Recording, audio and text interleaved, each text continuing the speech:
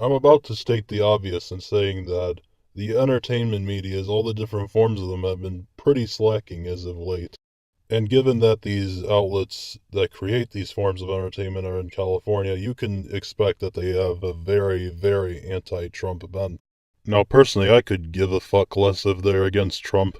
My problem so much with these outlets is that they think because it's against Trump, that means they don't have to try.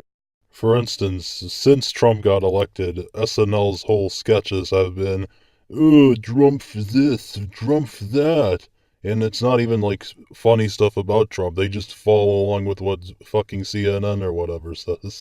All the talk show hosts have to have at least one section of their show, which is just about screeching about every little thing Trump does.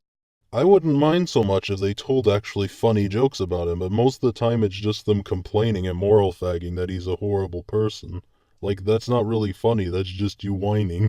A good example I like to bring up is there's a band that I was a fan of at one point. I still like some of their older albums, but not so much their later stuff. They're called Machine Head. Earlier this year, they released their new album called Catharsis, and it was fucking awful.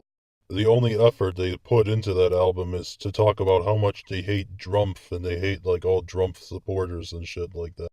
Here's one more thing that I bring up to you.